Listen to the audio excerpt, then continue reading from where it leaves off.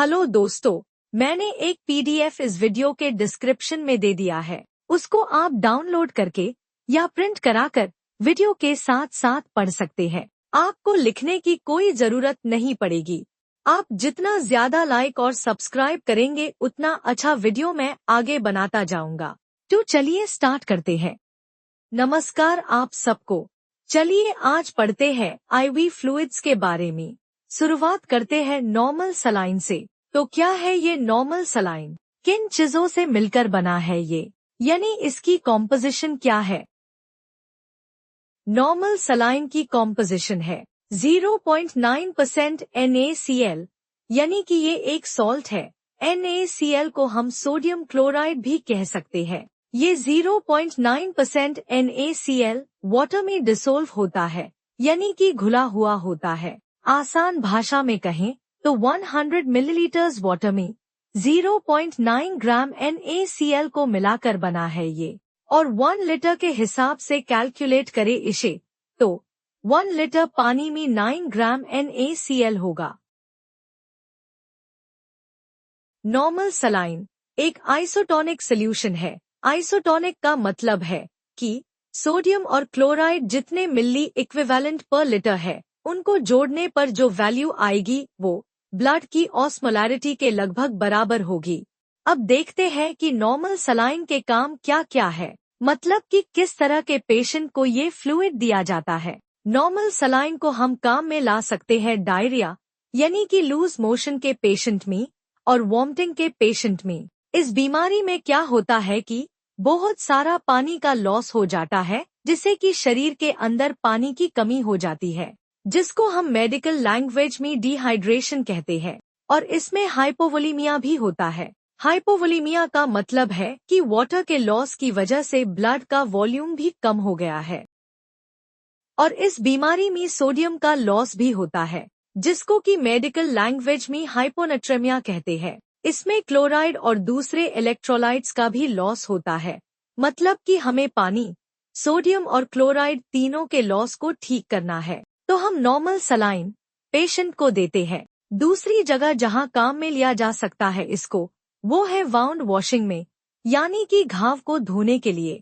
इसको सोल्यूशन बनाने के लिए भी काम में लाया जा सकता है। इसका मतलब ये है कि कुछ दवा होती है जिनका इंजेक्शन देने से पहले उनको घोलना पड़ता है, जैसे कि पाउडर फॉर्म में कुछ दवाएं होती है, तो उनको डिसोल्व करना पड़ता है, तो उनको घोलकर लिक्विड बनाकर इंजेक्शन से देने के लिए नॉर्मल सलाइन में घोलते हैं।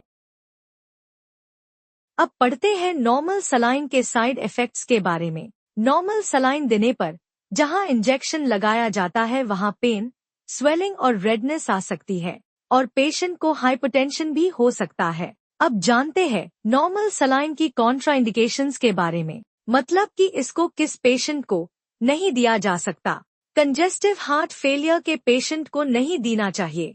अगर किसी पेशेंट को रिनल डिजीज यानी किडनी की दिक्कत है तो नॉर्मल सलाइन देने पर हमेशा पेशेंट मॉनिटर करते रहना होगा।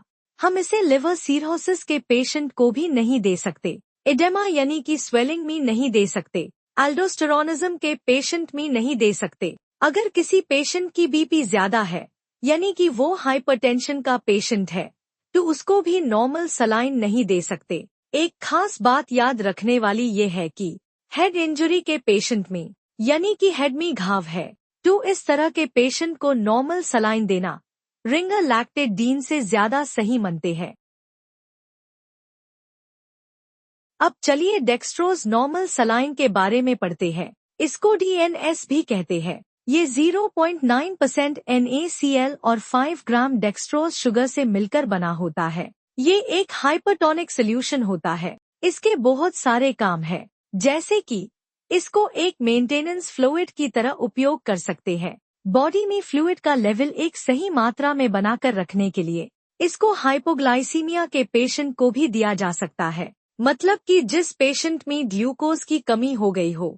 इसको डिहाइड्रेशन के पेशेंट को भी दिया जा सकता है। अब पढ़ते हैं इसकी कॉन्ट्राइंडिकेशंस के बारे में। डायबिटीज के पेशेंट यानी कि हाइपरग्लाइसीमिया के पेशेंट को DNS नहीं देना चाहिए, क्योंकि डेक्सट्रोज एक शुगर होता है। इसको हाइपोकलीमिया के पेशेंट को भी नहीं देना चाहिए, जिनमें पोटेशियम के कमी हो गई हो। इनको पेरिफेरल एडेमा के पेशेंट को भी नहीं देना चाहिए, जिनके हाथ और पैर में स्वेलिंग हो गई हो। इसको पल्मोनरी एडेमा में भी नहीं देना चाहिए। कॉर्न या बेकरी के प्रोडक्ट से किसी को एलर्जी हो तो उसको भी DNS नहीं देना चाहिए। इसको हार्ट के पेशेंट को भी नहीं देना चाहिए।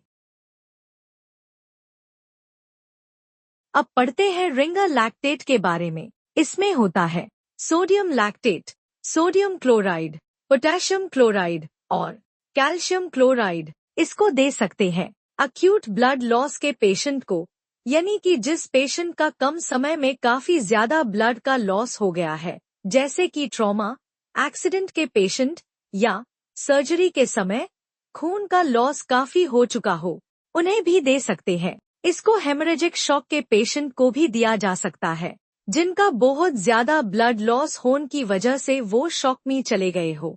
इसको बर्न के पेशेंट में भी दिया जाता है। सीवियर डिहाइड्रेशन, यानी कि बहुत ज्यादा किसी पेशेंट में पानी की कमी हो गई हो तो उसको भी दिया जाता है। और इसको मेटाबॉलिक एसिडोसिस के पेशेंट को भी दे सकते हैं। रिंगर लैक्टेट में जो सोडियम लैक्टेट होता है वो लिवर में जाकर मेटाबलाइज हो जाता है और बाइकार्बोनेट बना देता है। बाइकार्बोनेट बेसिक होता है, इसलिए उसको एसिडोसिस के ठीक करने के काम में लाया जा सकता है। अब पढ़ते हैं कॉन्ट्राइंडिकेशंस के बारे में। रिंगर लैक्टेट को नहीं देना चाहिए हाइपरकैल्सीमिया के पेशेंट को, जिनमें कैल्शियम ज्यादा जमा हो गया होगा।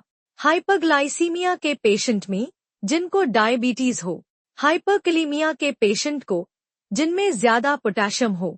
और इसको लिवर फेलियर के पेशेंट को भी नहीं दिया जा सकता। चलिए अब पढ़ते हैं मैनेटॉल के बारे में। इसका कॉम्पोजिशन है 20 ग्राम मैनेटॉल इन 100 मिलीलीटर ऑफ वाटर। मैनेटॉल एक डायोरेटिक होता है जो कि यूरिन वॉल्यूम और आउटपुट बढ़ाने के काम में आता है। जिन पेशेंट को किडनी की बीमारी हो और यूरिन आना कम हो गया हो, ये एक्स्ट्रा सॉल्ट और वाटर को बाहर निकलने में हेल्प करता है। ये इंट्राक्रेनियल प्रेशर को भी कम करता है। ये इंट्राओक्युलर प्रेशर को भी कम करता है। ग्लोकोमा के पेशेंट में ये सेरिब्रल एडेमा को भी कम करता है। इसके साइड इफेक्ट है मुंह का सूखना, ड्राई माउथ यानी कि जेरोस्टोमिया, ज्यादा प्यास लगना, थर्स्ट यानी कि पॉलीडिप्सिया, नोसिया, डिजीनेस और विजन में धुंधलापन आना। इसके कॉन्ट्राइंडिकेशंस है severe dehydration, active intracranial bleeding और मैनेटॉल एलर्जी।